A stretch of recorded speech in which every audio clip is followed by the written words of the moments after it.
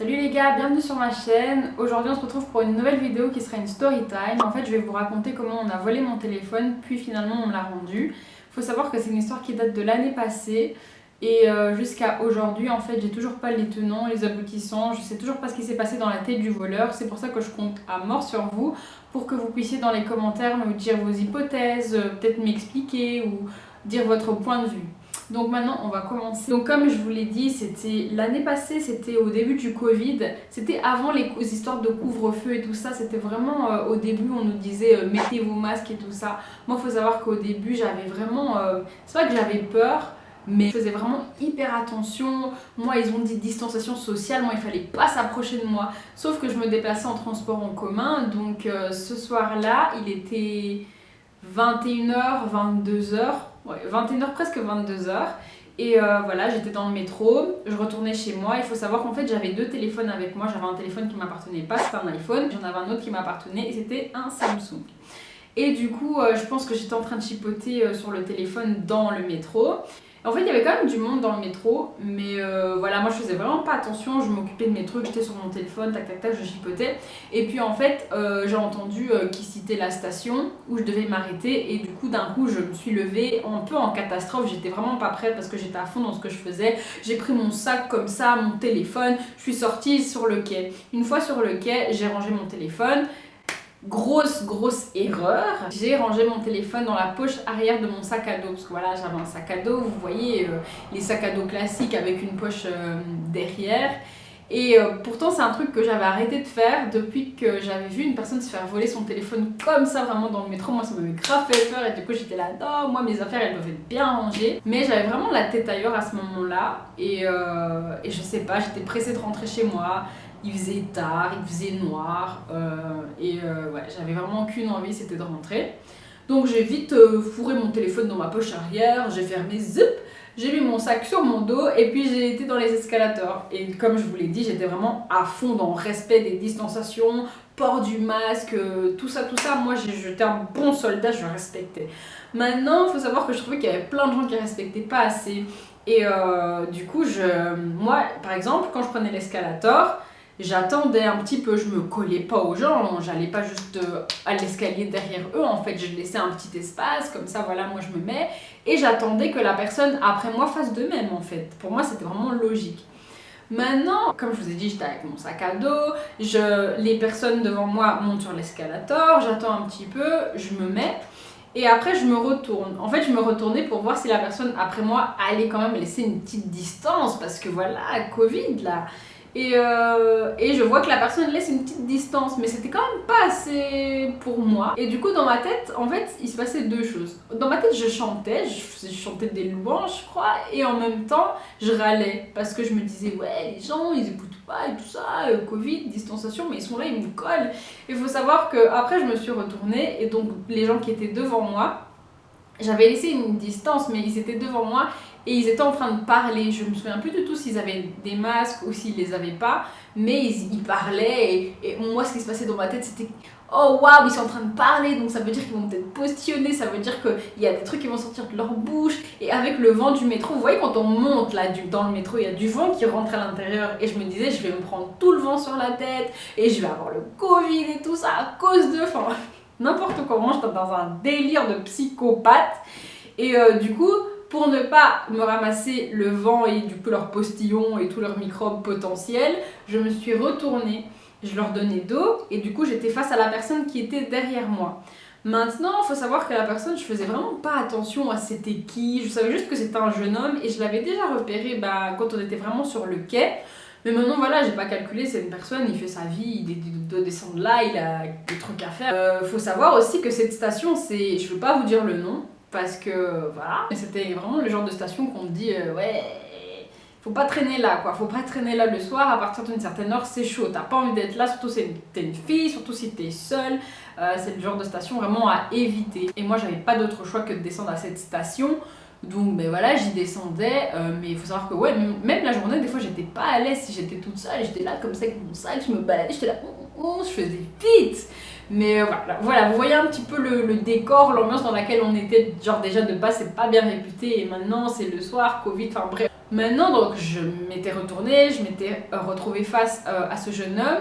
Je le regardais pas vraiment, je regardais en fait plus, je sais pas, la station, je montais, en même temps je râlais, en même temps je chantais. Et maintenant, je sais juste que c'était un jeune homme et qu'il avait une capuche, il était habillé tout en noir et puis voilà. Après, forcément, on arrivait tout en haut de l'escalator, donc je me suis retournée et j'ai continué à marcher dans la direction où je devais aller. Il faisait sombre, hein, comme je vous l'ai dit, c'était le début du corona. Peut-être qu'on était en mars, je suis pas sûre, mais il y a un moyen, on était en mars. Et dans ma direction, enfin une fois sortie de la station de métro, dans ma direction, il y avait vraiment peu de monde qui allait par là. Quasi tout le monde allait dans la direction opposée. Et alors donc je me suis dit, voilà, je vais marcher rapidement quand même parce que voilà, c'est pas l'heure pour traîner dehors. En marchant en fait, je sentais qu'il y avait une autre personne qui marchait derrière moi. Je l'entendais en fait. Donc je marchais et puis l'autre personne elle marchait. Et il faut savoir que je trouvais qu'elle marchait plutôt vite. Et moi, en fait, ça me stresse quand je suis dans la rue, que je marche, que je sens une personne qui marche vite, genre elle veut me dépasser, mais qu'elle me dépasse pas en fait. Donc moi je marchais, après je me suis dit ok, je vais me mettre de côté pour la laisser passer, mais je vois la personne, elle marchait vite, mais elle me dépassait jamais. Du coup, j'ai eu envie de marcher vite aussi, parce que je sais pas, la situation elle me mettait inconfortable comme ça. Maintenant, je marche vite et tout ça, et je vois que la personne aussi, elle continue à marcher vite, mais elle me dépasse jamais. Je regardais le sol et en fait, il y avait les lumières, les lampadaires qui éclairent les rues, et il y avait des maisons. Et donc, par moment, les maisons faisaient de l'ombre, et par moment, quand elles étaient un peu plus basses, il y avait des zones de lumière qui étaient éclairées par les lampadaires. Donc, des fois, je voyais mon ombre, et des fois, je ne voyais pas mon ombre. Et à ce moment-là, je sais pas pourquoi, je regardais le sol, j'étais là, je regardais le sol. Et à un moment, on arrivait à un endroit où je voyais mon ombre. Et je sentais une présence, genre derrière moi, mais vraiment proche de moi. Et à ce moment-là, en fait, même avant de voir mon ombre, en fait, je sentais une présence derrière moi, vraiment très proche de moi. Et à ce moment-là, j'ai regardé le sol et je vois sur le sol mon ombre et l'ombre d'une personne juste derrière moi, les gars, qui faisait je sais pas quoi dans mon sac et puis qui est reparti. À ce moment-là, j'ai calé que je venais de me faire voler en fait, donc je me suis retournée et en fait c'était le cas de la station de métro.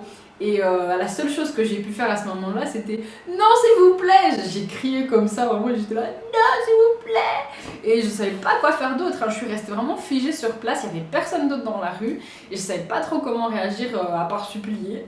Et c'est trop bizarre parce que à ce moment-là, attendez, il faut que je me souvienne bien. À ce moment-là, en fait, il a levé les mains comme ça. Il a levé les mains, genre comme quand on dit main en l'air, comme si je lui avais pointé une arme dessus. Il a levé les mains. Après, il a baissé une main, il a pris mon téléphone et il l'a posé par terre, mais toujours en étant toujours une main en l'air. Hop, comme ça, paf, il a posé mon téléphone par terre. Il a remonté sa deuxième main en l'air, il était toujours comme ça, et il a reculé. Et après, il est parti. Et le truc c'est que moi, enfin voilà, on était quand même à une bonne distance maintenant. C'était en fait une distance qui fait que même si je voulais le courser, en fait il avait déjà une longueur d'avance. Et du coup moi je me suis dit, hein, mais il se passe quoi en fait? Et je me suis dit quoi, il a reposé mon téléphone par terre. Et donc je me suis quand même approchée pour aller voir parce que ça aurait pu être, je sais pas, n'importe quoi en fait, où il aurait pu me faire une feinte, déposer, je sais pas, un portefeuille vide ou un caillou, j'en sais rien. Et maintenant, donc j'ai commencé à courir et je vois le sol et je vois que c'était mon téléphone, les gars. J'ai eu un sentiment de ouf dans mon cœur. J'ai vraiment genre, je saurais même pas comment le décrire, mais j'étais tellement, comment dire. Bref, je sais pas comment vous expliquer, mais j'ai vraiment eu un sentiment de ouf dans mon cœur, dans mon cœur, dans mon corps. J'étais là. Oh, et en fait, j'ai pris mon téléphone. Hein, moi, j'ai pas cherché à comprendre, à courser, quoi que ce soit. J'ai pris mon téléphone. Et puis après, j'ai fait demi-tour et j'ai continué ma route. Et le truc, c'est que quand je continuais ma route et que j'essayais de réaliser ce qui venait de m'arriver sans trop comprendre non plus ce qui s'était passé, j'ai vu un groupe de garçons qui marchaient sur l'autre trottoir. Moi, j'étais sur le trottoir de gauche et eux, ils étaient sur le trottoir de droite. Et ils étaient combien? Je sais plus si c'était 4 ou 5, mais en tout cas, c'était quand même une bande de garçons. Et eux, ils ont commencé... En fait, je pense qu'ils marchaient dans la même direction que moi. Et après, ce qui s'est passé, donc après on me vole mon téléphone et je le récupère, ils ont traversé la rue, ils sont venus sur mon trottoir, mais c'est comme s'ils avaient rejoint le garçon qui m'avait volé en fait. C'est comme si, hein, c'est pas une affirmation, mais moi c'est vraiment ce que j'ai ressenti. Je me suis dit en fait c'est un truc organisé, peut-être que le garçon il était là, il devait voler et que eux après ils se rejoignaient pour voir le butin, ou alors si la personne résiste au garçon qui essaie de voler, eux ils viennent et ils le tapent, j'en sais rien. Mais clairement en fait jusqu'à maintenant du coup je comprends pas qu'est-ce qui s'est passé pour que le gars me laisse mon téléphone, parce que clairement j'avais pas de quoi me défendre et ils étaient 4 ou 5, au total peut-être 6, et s'il fallait me taper, ils m'auraient tapé en fait, parce qu'il y avait vraiment personne dans la rue, c'était vraiment vide, il faisait noir, en plus le quartier qui... Voilà quoi. Donc voilà, jusqu'à maintenant je sais pas pourquoi il a fait comme ça, mais vraiment comme ça, comme si menace, je sais pas ce qu'il a vu, il a entendu, je sais pas ce qu'il a ressenti, ou je sais pas s'il s'est dit vas-y c'est mort, ou vas-y je lui fais pas ça, j'ai pitié, j'en sais rien, mais il a laissé mon téléphone. Et moi je me suis souvent dit peut-être qu'il a eu peur, parce que dans la station de métro, moi je m'étais retournée, donc peut-être qu'il a cru que j'avais vu son visage et que du coup, une fois qu'il m'a volé, j'allais à la police faire, je sais pas, un autoportrait ou je sais pas quoi. Je pense que la police, ils s'en fichent un peu des vols de téléphone, malheureusement, hein, mais j'ai vraiment l'impression que c'est le cadet de leurs soucis.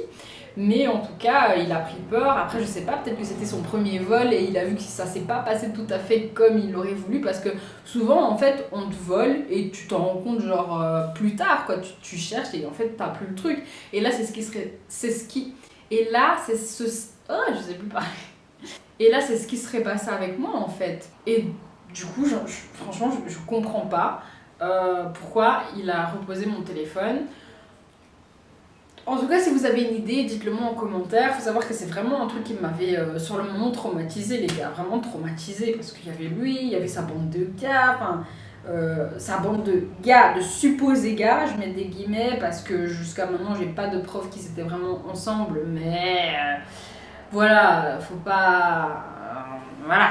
Une autre chose aussi que j'avais pensé, c'était peut-être qu'il avait vu que j'avais un iPhone et un Samsung et que du coup, lui, il visait plutôt l'iPhone. Et je pense que j'avais mis les deux dans la même poche, mais que la chose qu'il a réussi à prendre en premier, c'était le Samsung, il est parti. Peut-être qu'il a vu que c'était le Samsung, il était déçu, il a reposé par terre, enfin j'en sais rien, mais bon voilà, c'était pas non plus le modèle le plus nul ou quoi, il aurait quand même pu en retirer de l'argent ou je sais pas, faire un truc, je sais pas trop, surtout qu'il avait ces gars qui étaient prêts peut-être à batailler, j'en sais rien.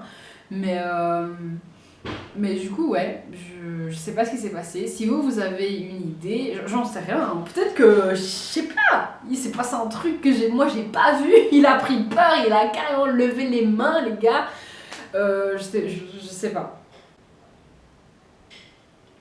Mais voilà, qui fait que j'avais toujours les deux téléphones et que voilà, depuis on ne m'y reprend plus.